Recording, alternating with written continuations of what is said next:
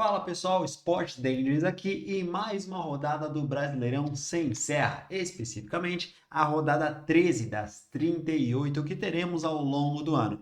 Então, bora analisar os resultados, fazer um resumão dos resultados e ver como que a tabela de classificação está no momento. Será que teu time está bem? Será que teu time está mal? Bora lá! Para começar, Botafogo contra Internacional, 2-2. Um empate que não foi bom para ninguém, tá? O Botafogo precisava dessa vitória dentro de casa e o Inter, ok, conseguiu segurar um adversário difícil no campo do outro, mas precisava da vitória também. Também, Remo 0, Cruzeiro 1. Remo perdendo em casa mais uma. Tá bem complicado pro Remo essa volta do Remo para a Série A, mesmo com os reforços. E o Cruzeiro tá retomando bom ritmo, tá? Começou muito mal, tiveram algumas demissões aí, técnicas, e agora o Cruzeiro parece que está tomando jeito.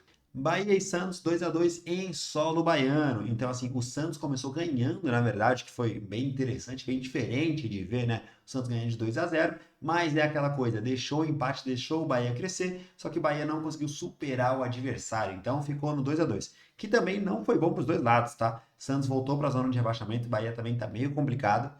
E assim, foi complicado, porque o Bahia não dá para tomar dois gols dentro de casa no primeiro tempo e o Santos não dá para deixar uma vitória dessa escapar. Então, ninguém ficou feliz. São Paulo e Mirassol, o jogo não realizado no Morumbi, tá? Se não me engano, o jogo foi em Campinas. São Paulo, com o Luciano, conseguiu salvar o Roger Machado. Mais uma semana de trabalho para o Roger Machado. Lembrando que teve aquele vídeo que a gente comentou aqui, né? Que a torcida xingou o Roger Machado, mas pela substituição, tá? Não foi perseguição, quanto muitos estavam achando, inclusive gente aí do comentário. Grêmio e Coritiba, um jogo bem polêmico, uma expulsão um pouquinho polêmica em desfavor do Coritiba, que teve várias reclamações, mas deu Grêmio no final, tá? O Grêmio conseguiu essa vitória dentro de casa, vitória muito importante, e o Coritiba aí vai ter um ano complicado para se manter na Série A. Corinthians e Vasco em São Paulo, na Arena do Corinthians, 1-0 em favor do Corinthians, com um a menos, tá? André, o famoso Michael Jackson da Fiel, dessa vez não pôs a mão nas suas partes, mas dessa vez ele fez uma falta tremenda, horrorosa, que assim poderia ter acabado com a carreira do jogador do Vasco. Então, assim, 1-0 que o Corinthians conseguiu segurar o Vasco e aquela coisa, o Vasco está se não me engano, 16 ou 13 anos sem ganhar do Corinthians fora de casa. Bem complicada a situação do time do Renato Gaúcho. Bragantino e Palmeiras, 1-0 em favor do Palmeiras, com lances um pouquinho polêmicos, sempre envolve polêmica com o Palmeiras, né? Então teve aquele cartão amarelo em desfavor do Bragantino que nem encostou no jogador do Bragantino, mas uma atuação de gala do Palmeiras por conseguir segurar um bom time fora de casa, com atuações boas de Carlos Miguel e companhia, né? Flaco Lopes. Atlético Paranaense 3, Vitória 1. Dentro de casa, o Atlético conseguiu superar o seu adversário rubro-negro também. E assim, foi uma derrota bem enfática do Vitória, porque o Vitória tá tendo essas oscilações. Mora ganhando São Paulo, depois perde de novo e por aí vai. Então, bem complicada a situação Vitória, e mesmo o Atlético Paranaense perdendo alguns gols, mostrou que o campo sintético ajuda o dono da casa.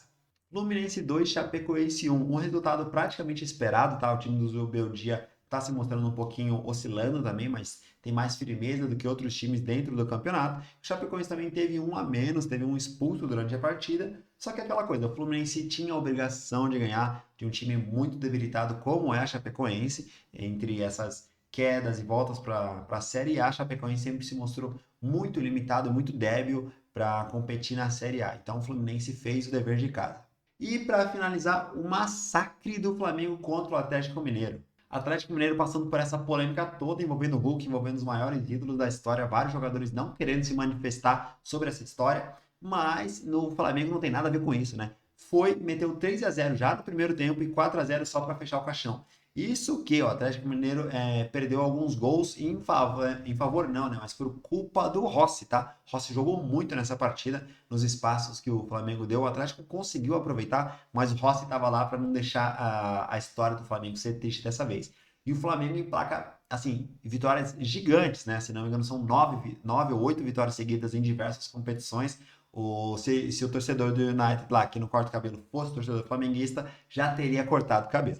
Dito todos esses resultados, bora olhar como está a classificação. O Palmeiras começa como líder, né? Então, o top 5 a gente está entre Palmeiras, Flamengo, Fluminense, São Paulo e Atlético Paranaense, tá? Então, Todos esses times ganharam nessa rodada. Então a gente tem o meio de tabela, a gente tem ainda Bahia, Coritiba, Botafogo, Bragantino, Vasco, Grêmio, Cruzeiro, Vitória, Corinthians, Atlético e Internacional. Só que assim, a diferença entre um Atlético Mineiro e um Internacional é de 0 pontos, tá? Então, e até pro Corinthians é de 1 ponto, pro Vitória é de 1 ponto.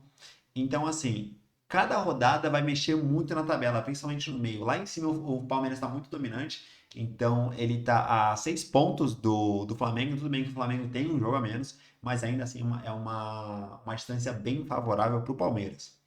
Então, nas próximas rodadas, tudo isso pode mudar. Como eu falei, não na liderança, mas no meio da tabela.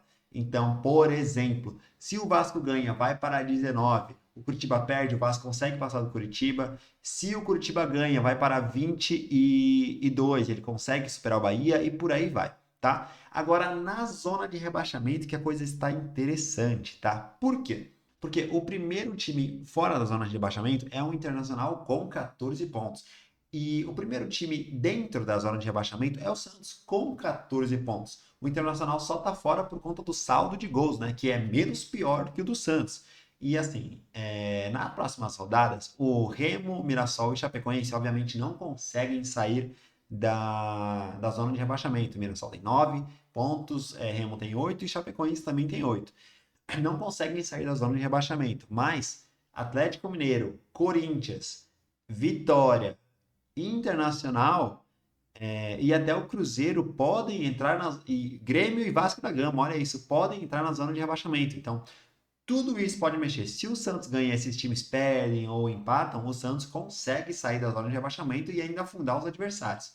Então a próxima rodada será, e as próximas também desse campeonato que é maravilhoso, serão muito interessantes. Mas aí, conta teu palpite, como é que você acha que seu time vai ir nesse campeonato? São poucas rodadas ainda, tecnicamente a gente está no meio do. Estamos chegando no meio do campeonato, nem terminou o primeiro turno ainda, mas já temos 13 rodadas, né? Então, 13 rodadas são muito pontos disputados. Então, se você só tem 8 pontos, é pouquíssimo. Se você tem 32, o aproveitamento está legal.